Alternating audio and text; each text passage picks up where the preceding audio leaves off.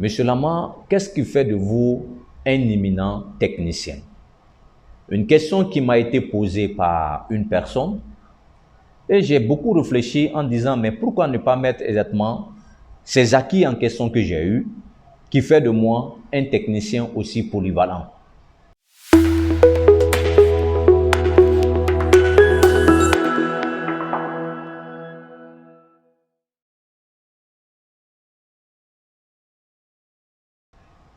À travers simplement cette vidéo que vous êtes en train de suivre présentement, je vais vous expliquer, montrer et éclairer automatiquement les différents points que vous devez avoir pour être technicien.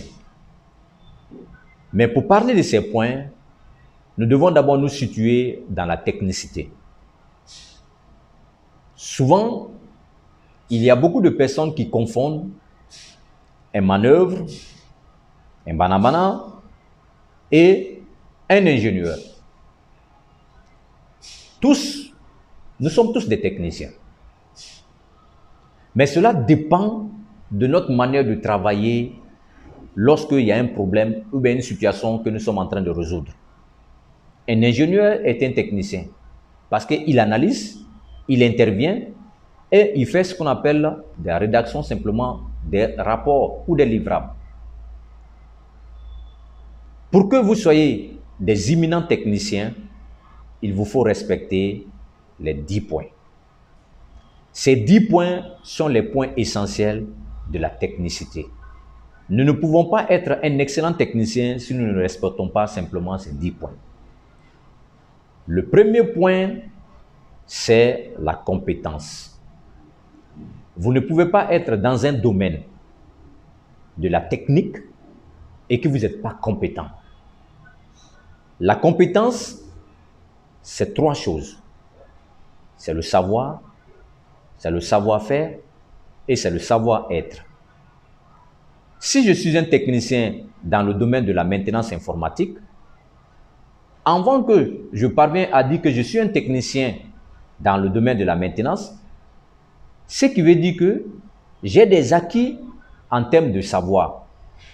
S'il y a une panne d'affichage, je sais quel est l'ensemble des éléments qui sont automatiquement basés sur la situation de l'affichage.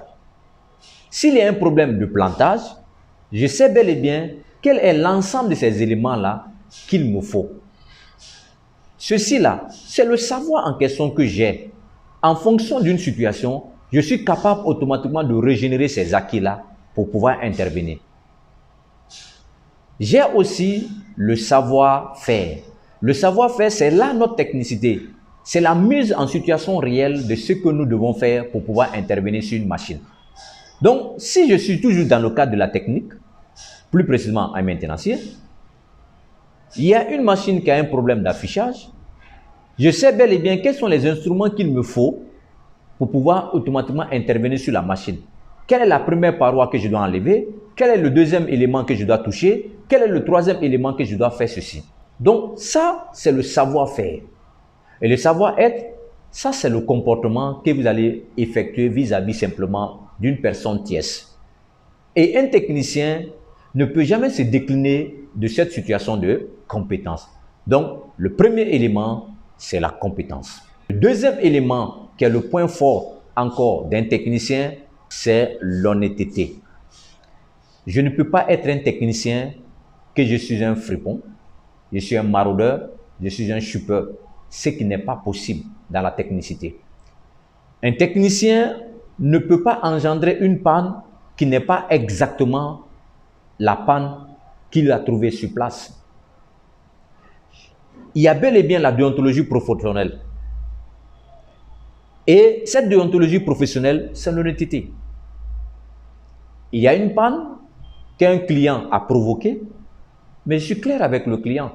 Cette panne-là a été provoquée par telle personne ou bien par vous-même parce que vous avez fait ceci, vous avez fait cela.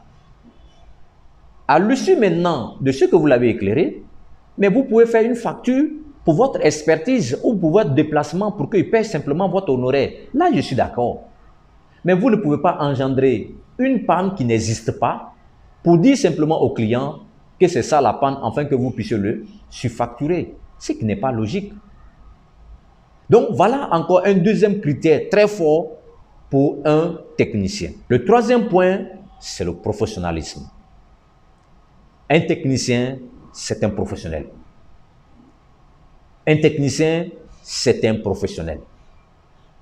Un technicien doit être capable de respecter ses engagements. Vous pouvez installer ce système de vidéosurveillance? Oui. En combien de temps? En 2 minutes. Comment vous pouvez le faire? En 2 minutes. Ça, vous n'êtes pas professionnel. Parce que vous ne pouvez pas installer un système de vidéosurveillance en 2 minutes.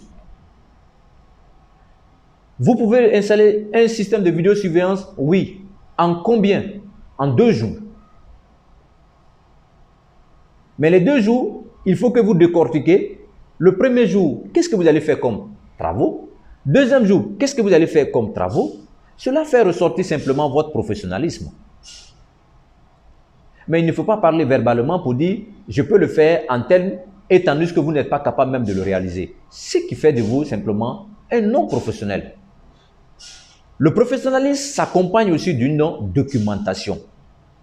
Il ne suffit pas seulement de dire que moi je peux le faire en 2 jours et à la fin simplement des travaux, vous n'êtes pas capable de réaliser une documentation pour remettre au client pour dire voilà automatiquement les travaux qui ont été effectués afin qu'ils puissent se situer. C'est ça le professionnel.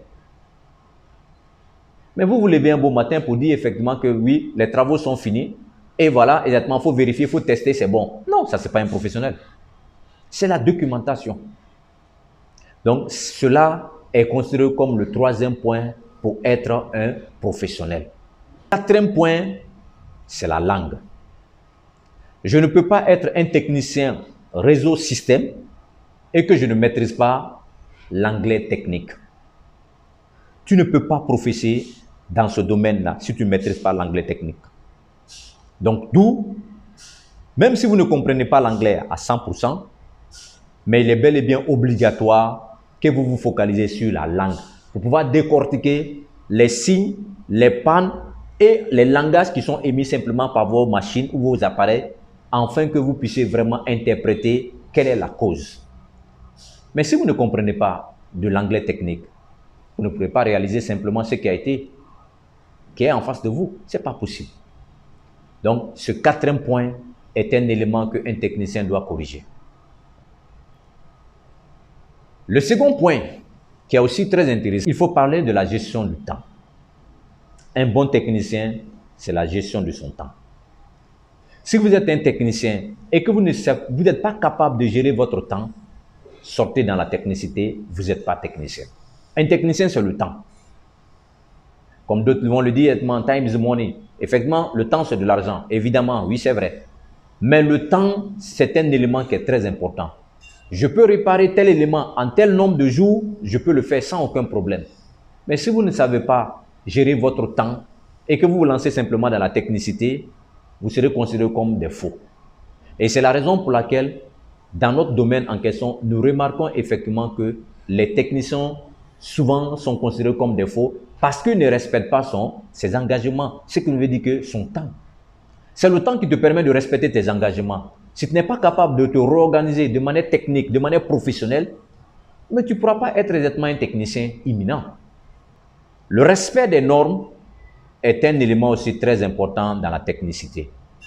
Un technicien, c'est le respect des normes de santé et sécurité. Je ne peux pas travailler dans le domaine de la technicité si je ne maîtrise pas les principes et normes de sécurité environnementale et ainsi que personnelle. Je dois dessouder un composant électronique, quelle que soit la petitesse, il me faut me munir des lunettes de sécurité. C'est obligatoire. Je dois monter au niveau simplement d'une hauteur de 2 mètres, il me faut me munir d'un équipement qui est un casque de sécurité, une lunette de protection. Ça, c'est obligatoire. Je finis de travailler dans un environnement. La règle, je dois rendre cet événement propre, nettoyer. Nous avons remarqué que les techniciens qui partent pour travailler dans certaines entreprises ou certains lieux, après perforation simplement des murs, ils laissent complètement les débris comme ça. pour une autre personne va venir balayer. Non, ce n'est pas ça un technicien. Un technicien, tu dois respecter les normes environnementales. Tu dois respecter les normes de sécurité. Tu dois respecter les normes de santé et sécurité. C'est obligatoire. Nous avons aussi les qualités d'un technicien, la faculté d'analyse. Si un technicien n'est pas capable de faire ce qu'on appelle des facultés d'analyse, ce n'est pas un technicien. Il essaie d'intervenir sur un appareil, il est bloqué, sa mémoire ne fonctionne plus. Ah, moi, ça là, c'est impossible. Tu n'es pas un technicien. Un bon technicien, c'est celui qui est capable de faire des recherches plus poussées. En faisant quoi? En partant sur YouTube. Il demande directement, j'ai besoin de cette situation, je veux connaître ça. Voici mon problème qui est là. Le fichier là ne bug. Tel élément est comme ça. C'est ça un technicien. Le technicien doit être capable, lui-même en question, d'utiliser toutes les approches en question d'intervention. Toutes les approches. Et ce qui veut dire effectivement que ces approches-là, il ne doit jamais les négliger. Parce qu'il doit avoir la faculté d'analyser. Mais s'il n'analyse pas comme ça se doit, un petit élément peut l'échapper et qui n'a pas vu effectivement, il va dire que non, ce n'est pas possible. C'est comme il dit, ah, j'ai mis 2 ordinateurs en réseau, mais les ordinateurs ne communiquent pas. Mais est-ce que tu as fait simplement, tu as activé les découvertes de réseau? Voilà des petits éléments. Ah, est-ce que exactement le paraffin ne bloque pas? Voilà aussi des éléments. Est-ce que exactement l'autre machine a une adresse IP? Voilà encore des éléments. Si vous n'avez pas de faculté complètement d'analyser, mais ce ne serait pas possible. Un technicien doit avoir les qualités de demander. Il faut toujours demander. J'ai des problèmes, j'ai fait des recherches, ça ne marche pas. Je rentre en contact avec une personne qui a aussi des compétences pour lui demander de l'expertise, pour lui demander effectivement, ah là, je n'ai pas compris. Comment on fait cela? Parce que je n'ai jamais automatiquement été buté à un problème de ce genre. Il va vous expliquer comment ça fonctionne. Le technicien doit automatiquement avoir ce que nous appelons des acquis en termes de formation. Le technicien doit automatiquement avoir ce que nous appelons des acquis en termes de formation. Au minimum, un technicien doit capitaliser 4 formations par an. Vous devez exactement vous former.